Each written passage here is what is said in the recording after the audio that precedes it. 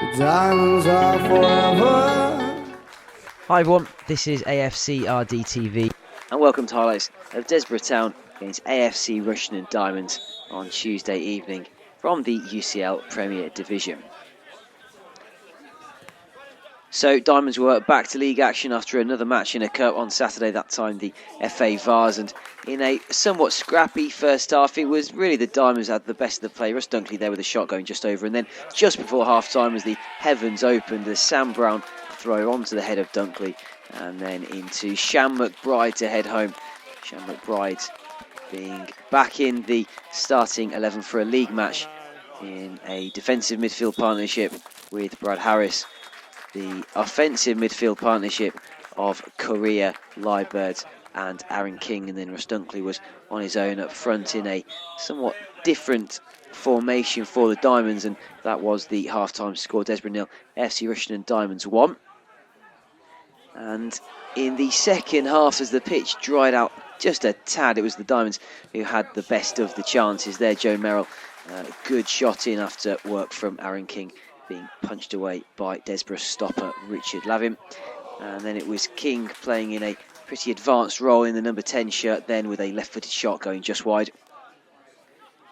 And as the second half went on, probably the best move of the match, with King involved and Koriya, and then into Dunkley. Dunkley took it past Lavin, back into Koriya, who knocked the ball home for the Diamonds second. That one coming in the 72nd minute. And that one really put any nerves to bed for the Diamonds. Although there were a fair few other chances there. Dunkley's header going just wide of the goal. And then a little bit later on, after Diamonds' defence and midfield had done really well to deal with any Desborough threat, there Aaron King's header going just over the crossbar, after most of the people in the main stand had thought that it had gone in. And then just one final opportunity for the Diamonds. Second half substitute Alfie Taylor doing well to get past his man, cutting into the area and deciding to shoot, although the shot was just wide. So full time in this one, Desborough 0, AFC Rushden Diamonds 2, and Diamonds are now up to 8th in the UCL Premier Division, and on Saturday they visit Wisbech Town. Here I am with a very damp Séan McBride following AFC Rushden Diamonds 2-0 win away at Desborough. Séan, your thoughts on the game? Yeah, it was a tough game. It wasn't the best games I would have thought to watch, but it's what it's like when you come down here. You know what you're expecting.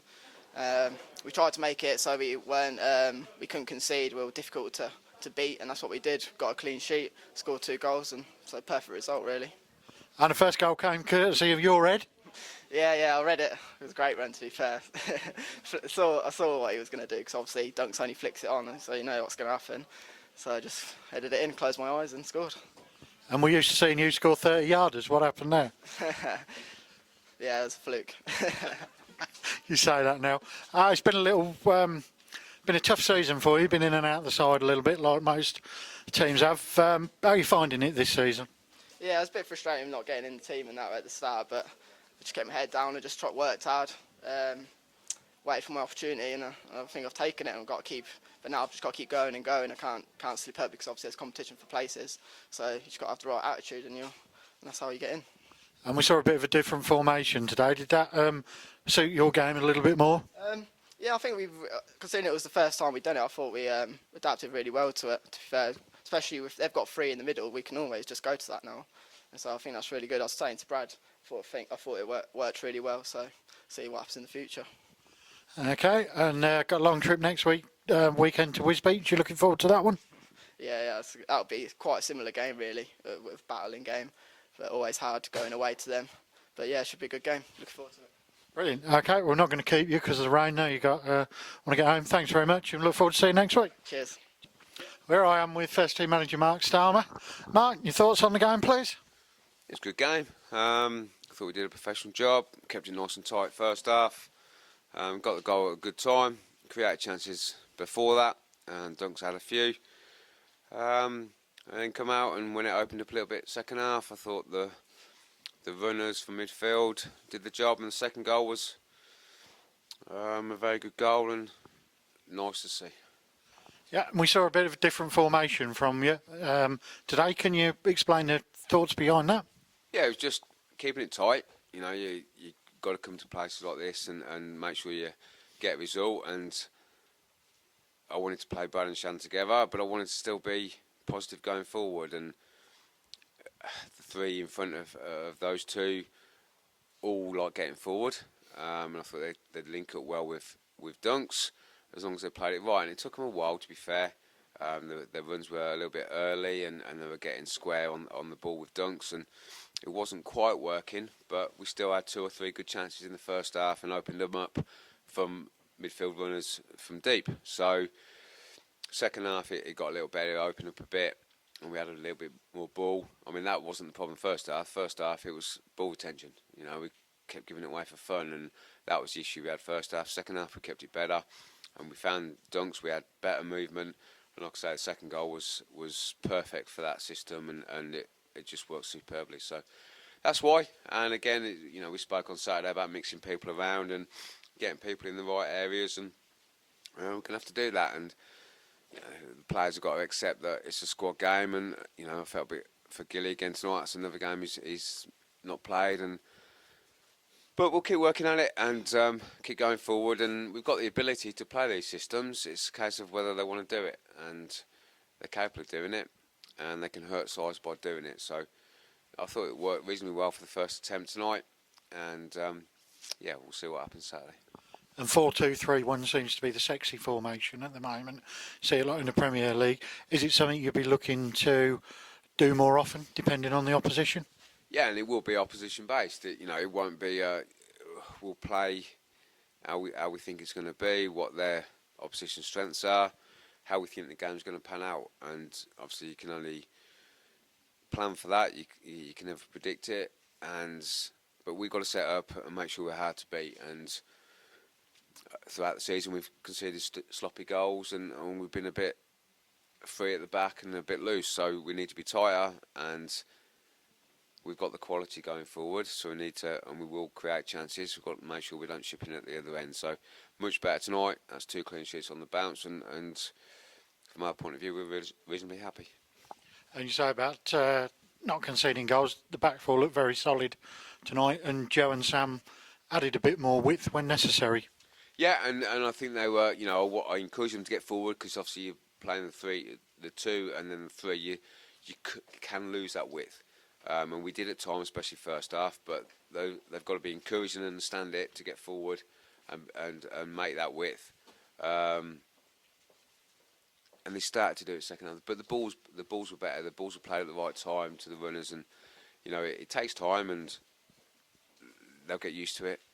But it's not going to be a formation that set in stone. So, you know, it was nice to give Alfie a little break tonight as well, and get Faze for going further forward, and because he tends to drift inside anyway and get high up the pitch. So it was good to see how we'd cope, and we got 3 points on a clean sheet. So you know, we're happy from that. And I heard what Peggy was saying. Yeah, he switched the 2. So that was good. It was good. He won't tell you why we switched them. But that's another story. So no, we're happy with the way things have turned out. That's part of being a management team, and part of your job that you got to recognise and defer to your coaches and Andy when they see something that you've missed. Yeah, it wasn't a case of missing it; it was a case of changing it. You know, they'd switched for no particular reason, and it wasn't working, and Andy switched them back. So that's fine. You know. It's a team effort, and it runs from me downwards on to the players on the pitch, and you know, and that's the way it will always be. So that's another league win. Getting back those games in hand, and Saturday we go up to Wisbech. That'll be another tough game. Yeah, well, and we'll have to be right. We'll have to get it right, mentally be right for it, and you know. Be hard to break down again, and again you've got to go there and make sure you don't concede and do the best you can. And you know, we will create chances. I mean, today we could have had 3 or 4. King has missed one at the end, and you know, there's been other chances that we've had.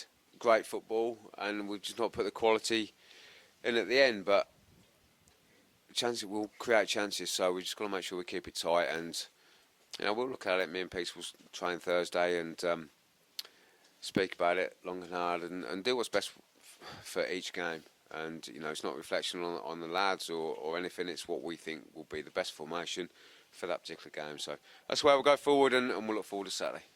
And it's been well publicised. Elliot Dent moving on. Elliot's someone you've known for a number of years. You'll be missing him. Yeah, very much so. And it hurts when people want to go, especially when you've known them for a long time. And he was one of the first ones I rang when I got the job last year. And yeah, it hurts, but I understand what he's saying. And I understand he wants to play football, and I can only wish him well. I'm always there for him if he wants to talk or advice or whatever, and I wish it'd work out. But I understand where he's coming from, and same with anybody. They want to play football. They're good enough to play football at this level. But at the end of the day, I've got a job to do, and let's get 3 points every week and put out what we deem to be our strongest side, and we will do that. And unfortunately for Elliot, he didn't have a fair crack last year with injuries and stuff. He started reasonably well this year. Players have come in and done well, and unfortunately that's the way it goes. So wish him well, and the door's always open for him, and I will miss him madly. Yeah, right. Well, on that note, we'll let you get off, and we'll look forward to seeing you and talking to you on Saturday. Diamonds are forever.